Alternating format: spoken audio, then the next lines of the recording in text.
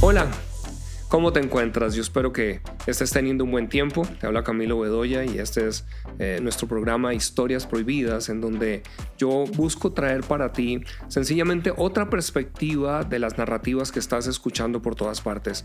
Otra perspectiva para darte un poco de objetividad, digámoslo, entendiendo que hay mucho más de lo que a veces se nos ha presentado. Por eso lo llamo historias prohibidas, porque hay verdades no contadas que todos nosotros tenemos que escuchar si queremos caminar en libertad y si queremos esperar un futuro mejor.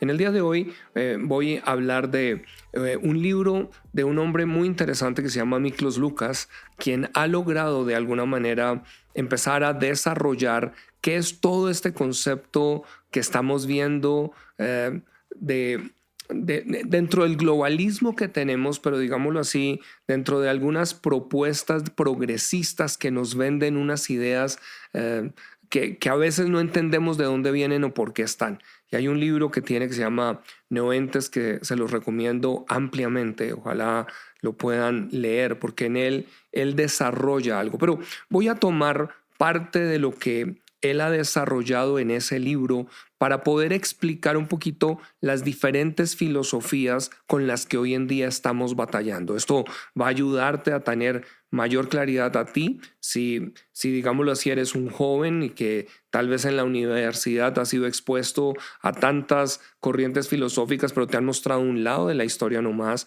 o si eres un padre y estás batallando con algunos chicos que a veces no entiendes cómo es su pensamiento o la sociedad misma, por qué estamos donde nosotros nos encontramos hoy.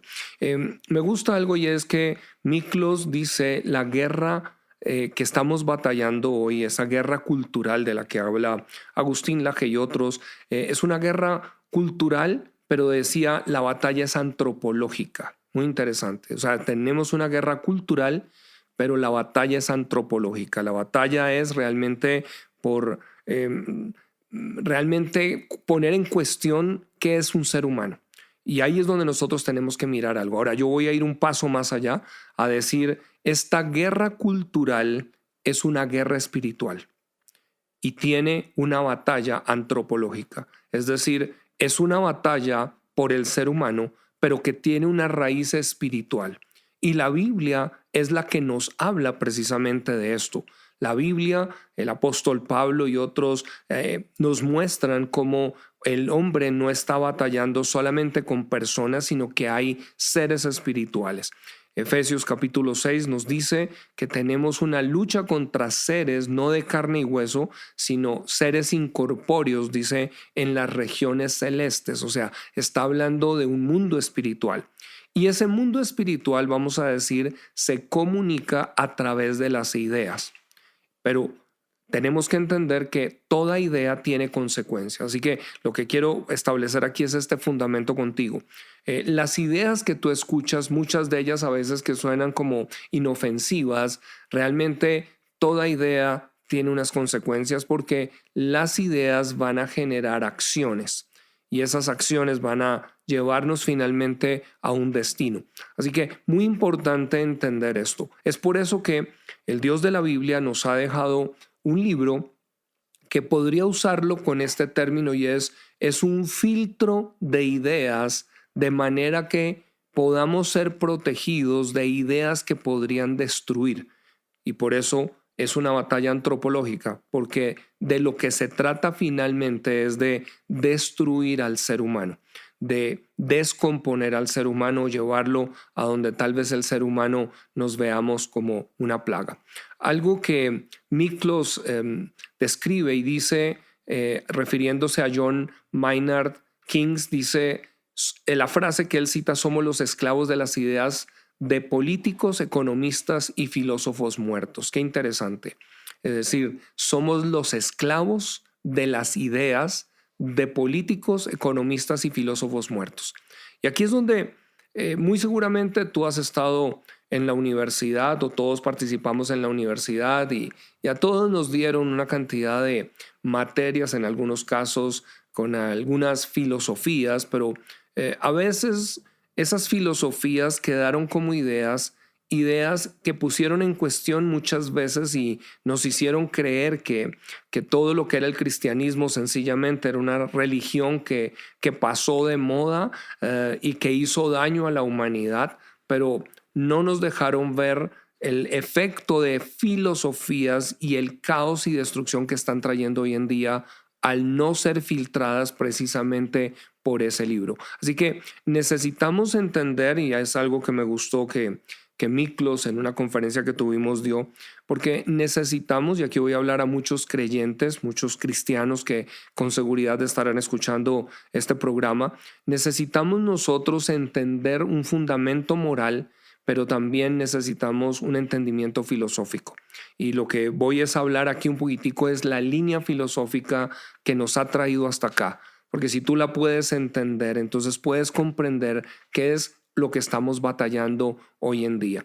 Así que las ideas generan consecuencias y estamos combatiendo en esta guerra antropológica es qué es un ser humano, porque vamos a mirar que desde este mundo espiritual, a través de siglos, se ha venido trabajando unas ideas que al rechazar a Dios y al rechazar la palabra de Dios, la gente hoy en día, por esas ideas, ha puesto en duda qué significa realmente un ser humano. Y yo te hago la pregunta, ¿qué es un ser humano? Define un ser humano. Porque la respuesta que tengas frente a ello marcará toda la diferencia. Cuando yo voy a la Biblia, encuentro que los seres humanos fuimos creados a imagen y semejanza de Dios y somos primeramente seres espirituales que tenemos un alma y vivimos en un cuerpo. Y quiero que por un momento reflexiones en eso. Somos hechos a imagen y semejanza de Dios porque somos seres espirituales. Eso quiere decir que hay una parte nuestra que tiene eternidad. Es decir, ahí es donde empezamos a entender que tú no solamente mueres como un perro. Tú no simplemente un día como una mata germina, pero al otro día puede estar muerta. Tú tienes dentro de ti una realidad espiritual. Y espíritu y alma son dos cosas diferentes. Porque la Biblia nos habla en 1 Tesalonicenses 5 que todo vuestro ser, espíritu, alma y cuerpo sea guardado irreprensible hasta la venida de Jesucristo. Eso, por supuesto, nos habla de un tema escatológico como es la segunda venida de Jesús, la cual estamos esperando quienes creemos en Él, pero también nos dice que nuestro ser, es decir, está compuesto de espíritu, alma y cuerpo. Luego, el alma y el espíritu son diferentes. El alma es aquella que contiene todo lo que son nuestras emociones, nuestros pensamientos, lo que llamaríamos nuestro aspecto almático, y tenemos un cuerpo a través del cual nos comunicamos en este mundo material y a través de nuestros sentidos. Pero el alma entonces puede estar, digámoslo así, influenciada a través de las ideas. Y lo que tenemos que entender es que hoy a donde hemos llegado es que todo este progresismo que vemos se ha aprovechado de lo que son ideas conceptuales que han alterado. Y ahí es donde tenemos que volver a entender qué es lo que ha pasado y por qué llegamos aquí. Y la primera de las cosas que Miklos me gusta que desarrolla, él empieza hablando del darwinismo. Y es interesante porque él lo coloca en términos de una teología científica. Es decir, el darwinismo es una teoría científica, pero es interesante que no está científicamente validada. Es decir, hoy hay muchos científicos mismos que han puesto en tela de juicio toda esta teoría que se ha vendido como si fuera una total verdad.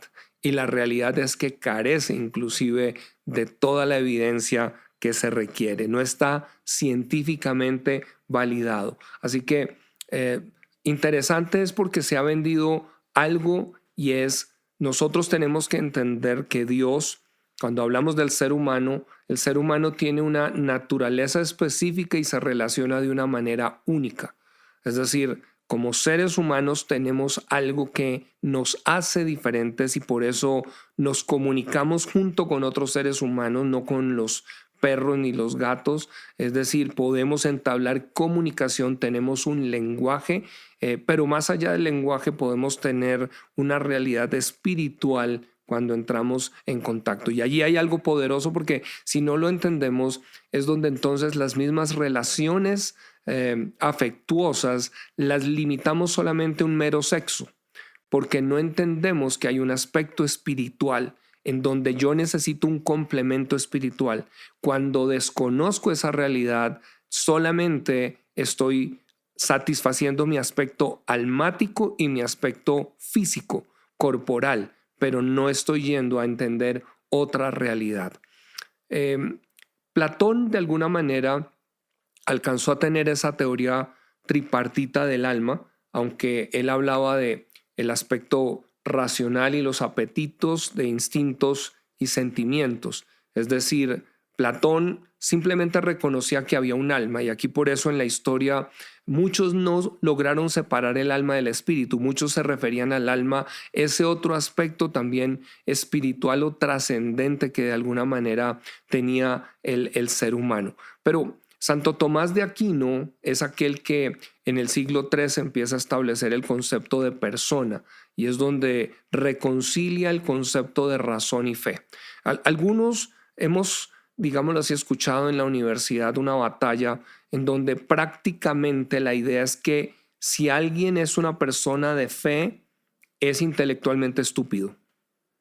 Y creo que necesitamos venir a romper ese esquema, porque por el contrario, si miramos históricamente, lo que creó, por ejemplo, en la Reforma protestante fueron seres que, digámoslo así, fueron supremamente agudos intelectualmente por una iluminación espiritual. O, una vez más, cuando entendemos que hay ideas, entonces, que vienen de un mundo espiritual, entonces el ser humano puede abrazar, llamemos, ideas oscuras o ideas de luz. Cuando tenemos luz, vamos a tener la capacidad de crear, de poder llevar adelante y de inventar y desarrollar algo que traerá beneficio a la humanidad. Las ideas, por el contrario, que se conciben desde un mundo oscuro, van a traer consecuencias desastrosas sobre la humanidad. Pero San Agustín lo que hace es reconciliar el concepto entre fe y razón, que la fe y la razón pueden ir de la mano, pero que el ser humano tiene la capacidad de creer, es creyente, y eso pone una realidad y una dignidad en el ser humano, porque somos iguales ante los ojos de Dios. Y ahí es donde viene algo que es muy importante. Luego, cerca de 1637, es algo que Miklos menciona y que creo que es importante para nosotros entender, porque me gusta la manera como él lo coloca, y aparece un filósofo que se llama René Descartes, pero él empieza a hablar del discurso del método, y es donde se da origen a la filosofía moderna, porque es padre del racionalismo filosófico. Así que allí lo que hace es tratar de separar, ¿cierto?, la fe, y nos genera un concepto que es el famoso dualismo cartesiano. Mente y cuerpo están separadas.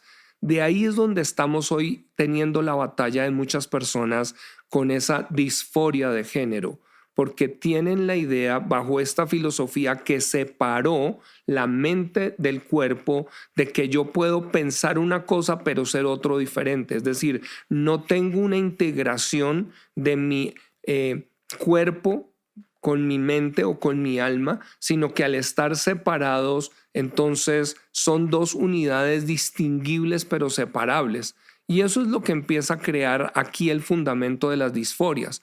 Cuando una persona no tiene esta realidad de Dios, de que el ser humano, de hecho, es tripartito, espíritu, alma y cuerpo, como lo dije, sino que ahora simplemente está en dos entes que pueden estar separados. Desde allí entonces todo un concepto filosófico viene que empieza a llevar y dar a luz a las disforias. Es decir, yo puedo construir mi nueva realidad, yo puedo definir quién soy, pero estamos teniendo hoy una realidad después, porque filosóficamente suena como interesante, pero ahora estamos viendo a muchos jóvenes que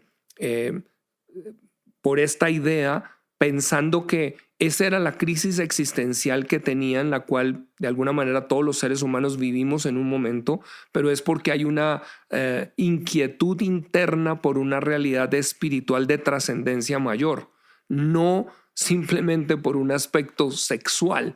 Pero como se ha vendido la idea de que lo que tú tienes es simplemente una batalla de que no sabes quién eres y tú puedes ser una mujer viviendo en un cuerpo de hombre, entonces necesitas vamos a mutilarte, vamos a quitar todo aquello que no es. Pero ¿qué está pasando hoy? Que muchos de estos jóvenes, ahora que están mutilados, ahora que fueron amputados de miembros, de repente están diciendo, yo sigo pensando en la misma persona. No me he podido quitar esto porque aunque ahora mi cuerpo es diferente, yo no me siento diferente.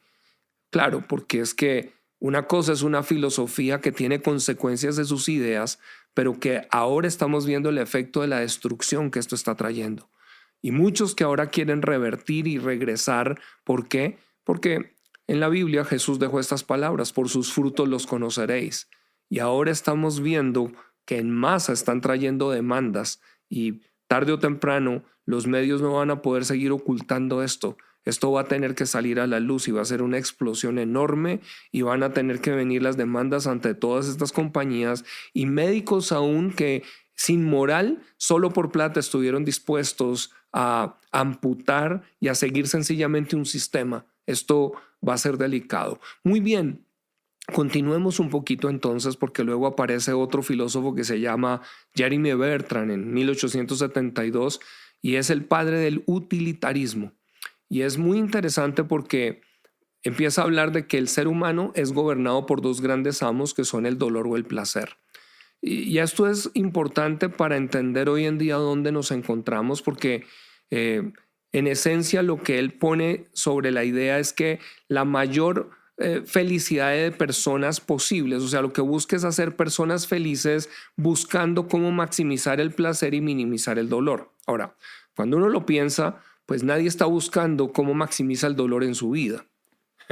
Todo el mundo, pues, de alguna manera, claro, quiere rechazar el dolor, pero cuando esto empieza a ser una postura y una ideología, lo que empieza es a llevarnos realmente a un problema del ser humano, que es la búsqueda del hedonismo y el placer. O lo que empieza él a hacer es una calculadora hedonista, que es categorizar placeres y categorizar dolores. Y esto es donde es bien interesante. ¿Por qué? Porque es donde no entendemos, porque si por ejemplo yo entiendo que hay cosas que a veces requieren un esfuerzo, es decir, si yo voy al gimnasio, yo podría decir, yo quisiera desarrollar una musculatura, pero sin el dolor de lo que genera el ejercicio. Pues no es posible, porque ese dolor que estás teniendo por el esfuerzo, lo que está buscando es traerte una consecuencia realmente satisfactoria de placer como consecuencia de un proceso. Es decir, podríamos llevarlo también en donde todos quieren derechos, pero no quieren tener deberes y obligaciones, porque el deber y la obligación de repente es algo que no es grato para mí, me cuesta y se supone que bajo esta ideología pues nada me debe costar, yo solamente necesito es tener deberes. O sea que eso trae como consecuencia un sistema y una población anárquica que está lista es a que algún loco tirano venga a venderles las ideas de que desde el Estado les va a dar todo, y como tiene alguien la mentalidad de que qué bueno porque simplemente me van a dar todo el placer que yo requiero. Eso es como lo que pasaba en Roma, que algunos tal vez entenderán esto, el pan y el circo. Es decir, vamos a darle a las masas pan y circo mientras algunos puñados de tiranos van a reinar. Y esto es algo que el que entiende la Biblia entiende, que tiranos precisamente y élites que quieren tener el control, por eso detestan la Biblia y el cristianismo. Por eso el cristianismo es una piedra en el zapato, porque contrario a lo que te han vendido, el cristianismo lo que pone es un alto a que precisamente unos traten de poner a otros a vivir de pan y circo. En otras palabras, Dios se hizo carne y Jesús vivió entre nosotros y nos vino a enseñar es cómo una naturaleza que es la naturaleza que solo busca el ego y el orgullo o satisfacerse a sí misma, necesita aprender a ser dominada. Y ahí es donde nosotros necesitamos comprender algo. Así que hay una ley que la Biblia nos enseña, un código moral a priori, porque lo que nos está dando es desde antes unos mandamientos que nos está diciendo: esto es lo que debes hacer, no robarás, vas a trabajar. En otras palabras, no por el placer vas a codiciar el bien del prójimo, sino tú vas a trabajar para poder obtener también algo que está allí. Y también da un balance en donde no vas a abusar de tu trabajador, sino que vas a darle lo que es un salario justo y digno dentro de lo que merece. O sea que vemos que hay un balance si lo podemos nosotros encontrar. Entonces, esto lo que lleva es una cultura del yo, es el yoísmo. En la América Latina lo podríamos expresar: usted no sabe quién soy yo. Y ahí es donde tenemos un problema que debemos a atacar. ¿Por qué? El yo es un individualismo, y una sociedad que se hiperindividualiza se fragmenta y es vulnerable a la tiranía. Muy importante. Es decir, una sociedad que se hiperindividualiza se fragmenta y es realmente vulnerable a la tiranía. Es lo que estamos viendo en nuestros países de América Latina. Nos han atomizado, nos han hecho creer que somos de derecha o izquierda, ley del péndulo, ¿cierto? Nos buscan llevar a un lado o al otro, pero como carecemos de un entendimiento de lo que Dios tiene para construir una nación, entonces terminamos divide y reinarás, y algunos están sencillamente tomando el poder bajo tiranías. Y eso es lo que tiene que caer. Necesitamos hombres y mujeres que pueden traer de regreso narrativas correctas para poder construir familias y sociedades correctas. Luego viene otro filósofo que es Auguste Comte, y es el padre del método científico. Y esto es algo, cuando yo oí a Miklos, que me impactó mucho la manera como él lo colocó, porque pude entender que hoy la juventud, especialmente en las universidades, tomaron un adoctrinamiento. Y aquí hay un error de la iglesia. Quizás, no sé si sabes, pero las primeras universidades muy importantes hoy en día, como son Harvard, Oxford, Yale y otras, fueron fundadas por cristianos. Es decir, fueron fundadas precisamente por hombres que entendían la importancia de ese pensamiento intelectual, pero sobre una base y una cosmovisión cristiana que permitiera construir sociedades. Pero hubo intereses que lo que hicieron fue capturar estos centros de pensamiento para llevarlos a otro lado. Y aquí, a través de estas ideas, ¿cierto? Como Auguste Comte, lo que hace él como padre de la sociología, empieza a traer la idea de que todo lo que no puede ser explicado por la ciencia es irrelevante. Y esto es ridículo. O sea, pero se vende como obviamente una gran teoría y una filosofía. Es decir, si la ciencia no lo puede explicar, es irrelevante. Bueno, hay cosas que la ciencia, por el momento en que vive, todavía no puede explicar, y sin embargo siguen siendo relevantes. Y ahí es donde nosotros tenemos que se vende una idea dentro del positivismo, y es que descubrir el mundo solo a través de sentidos. Si no lo veo, escucho, entonces no es una realidad relevante. Y aquí solo vemos que simplemente se trata de anular un plano espiritual, porque entonces el aspecto espiritual que realmente contiene a la materia, no al revés, no se puede explicar. Y es por eso que aquí es donde muchos médicos hoy, porque como vienen precisamente del famoso método científico, para ellos les cuesta aceptar cuando hay un milagro, porque un milagro no es otra cosa sino la suspensión de leyes naturales. Es decir, cuando Jesús viene y empieza a hacer milagros, y por eso la Biblia dice Él es el mismo ayer, hoy y siempre, porque los milagros los seguimos viendo. En círculos en los cuales creemos en Jesús, vemos personas con enfermedades terminales siendo sanadas y van al médico, y lo increíble es que el médico dice, bueno, no, médicamente no puedo reportar milagro, pero definitivamente algo sobrenatural ha ocurrido aquí. ¿Por qué? Porque de repente lo que ha pasado es que el espíritu ha tomado control de la materia.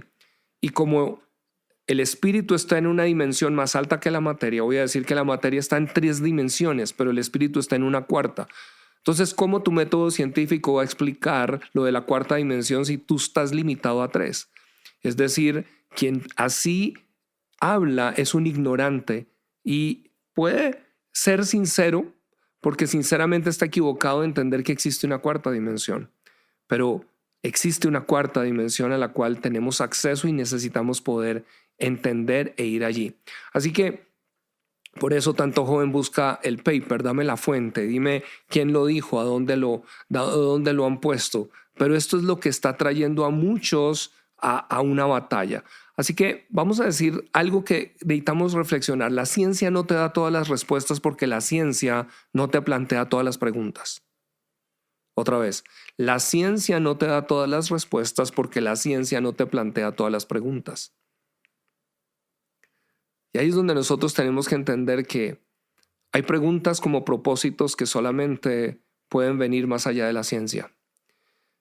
Y tenemos que empezar a entender que hay propósitos mayores para los cuales estamos aquí. Y voy a regresar con alguien del que iniciaba, que es Charles Darwin, porque Darwin también viene con el concepto evolucionista. Y es muy importante este concepto porque él fue el que abrió la puerta a lo que se llama el especismo. Y es decir, que el ser humano no es moralmente superior a los animales, sino que todos somos moralmente iguales. Esto es una barbaridad. Pero es la filosofía que hoy ha colocado a la gente a sencillamente tener más respeto por un animal que por el mismo ser humano. ¿Por qué? Bajo esta idea, el ser humano no es moralmente superior a un animal. Y esto aquí, cuando separamos esta realidad de una verdad divina mayor, aquí es donde empezamos a tener algo como legislaciones en los países que empiezan a crear legislaciones que empiezan a dar más derechos a los animales que a los mismos seres humanos. Y esto es un problema porque es un término legal que empiezan ahora a dar espacio a lo que estamos entrando hoy en día, y es que van a dar derechos no solo a animales, sino a robots, a androides, avatares y a algunas otras especies, porque estamos en la era del transhumanismo. Y esto es algo que si me estás escuchando, necesitas poder entender, porque eso es lo que explica el problema en el que estamos nosotros hoy en día. Luego llegamos al siglo XX y aparece otro personaje que se llama Jacques Derrida, que lleva al boom del posmodernismo. Y es decir, en el posmodernismo es un ataque al racionalismo. Es decir, el racionalismo posicionaba al hombre como un ser racional, pero ahora sencillamente el ser humano es un agente más en este universo que no tiene gran importancia.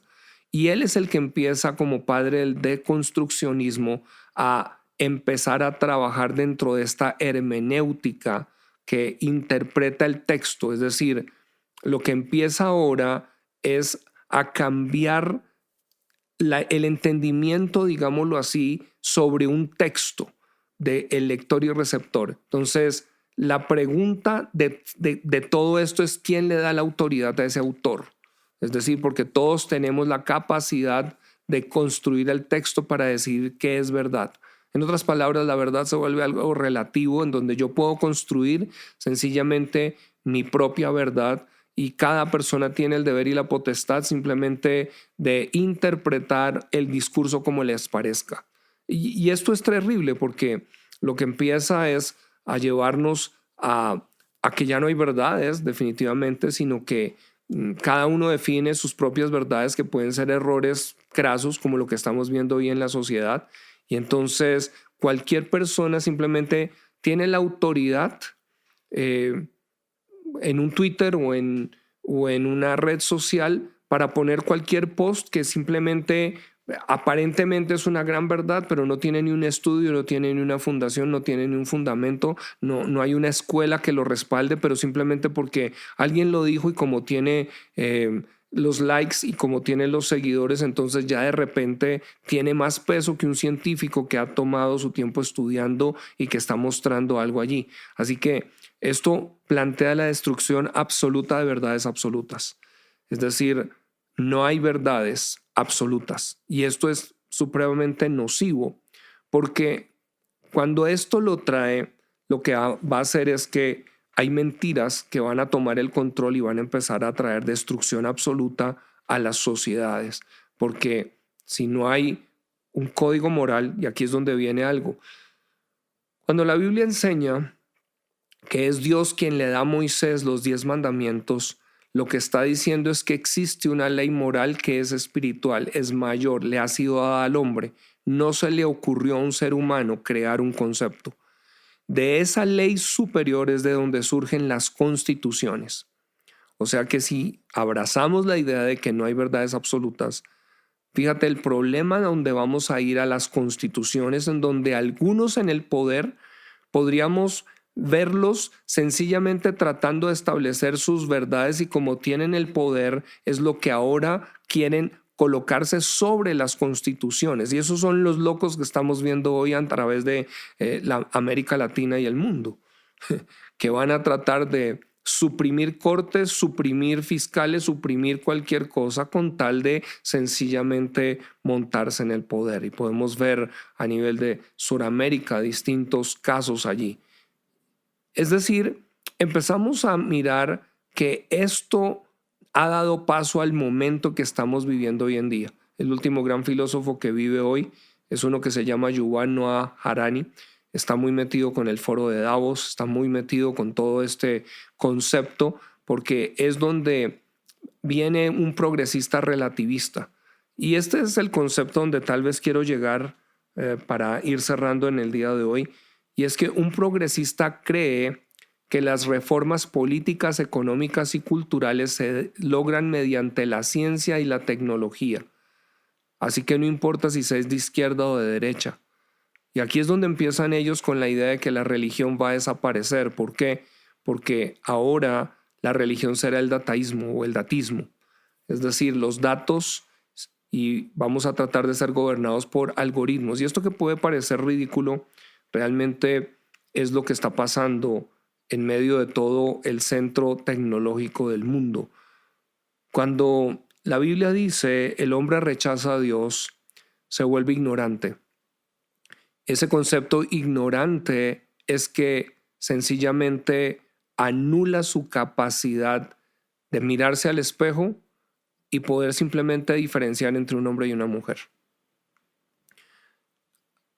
Así le traigan pruebas científicas de algo, se ha cerrado tanto en su capacidad de poder discernir que ahora ni siquiera la evidencia le es suficiente.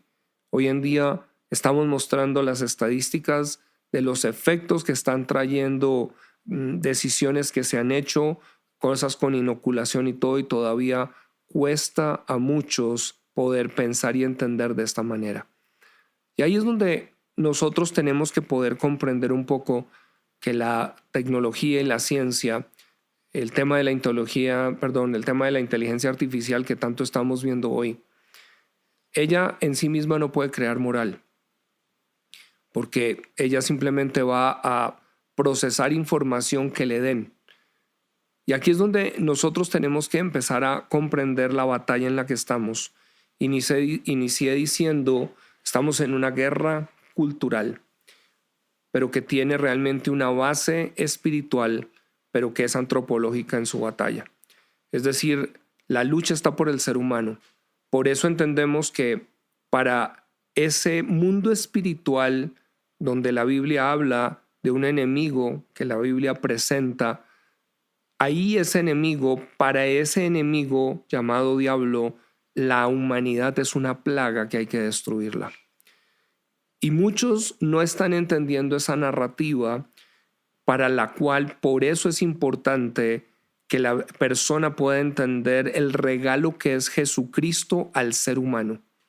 Porque la Biblia lo que enseña es que Dios dio, y cuando tú ves a Jesús en esta tierra, algo de lo que Jesús hizo fue precisamente confrontar los sistemas de creencias y aún los sistemas filosóficos que estaban allí, pero que eran contrarios a Dios. ¿Por qué? porque el ser humano será reducido a un esclavo si no tiene verdades. Por eso Jesús dijo estas palabras: si permaneces en mi palabra, serás verdaderamente mi discípulo y conocerás la verdad, y la verdad te hará libre. Tú y yo estamos llamados a tomar decisiones. ¿Qué verdades has aceptado hoy o qué ideas has tomado como verdades? Que de pronto de lo que he podido dejar delante de ti hoy, puedes reflexionar a decir: un momentico, no lo había visto de esta manera. No había visto que esta construcción ha llegado a donde quizás es tu caso, donde estás en una batalla, en donde estás tratando es de encontrarte a ti mismo, estás en una angustia, en un desespero, en una depresión, en una situación, pero es porque tu ser está fraccionado. Tu alma, espíritu y cuerpo están atomizados porque te han bombardeado con ideas que, en lugar de traerlos a una unidad, te han llevado a separar. Tal vez hoy estás viviendo una batalla de estar en un cuerpo diferente al que naciste porque tú mismo cambiaste. Pero hoy lo que te puedo decir es que si tú puedes regresar a tomar unas verdades que son mayores y eternas, ellas te van a dar el camino y mostrar el cómo puedes volver a estar integrado en uno solo, en donde puedes encontrar entonces paz, donde vas a encontrar propósito y significado, y en donde entonces podrás ser una bendición para esta humanidad y para el círculo en el cual Dios te ha colocado. Por hoy me despido, confío en que esta haya sido una historia desde otro ángulo que pueda ser reveladora para ti y que puedas tomar un momento de reflexión a decir: necesito mirar quizás de otra forma ese libro sagrado que ha trascendido a través de las edades y que lo seguirá haciendo. Un abrazo.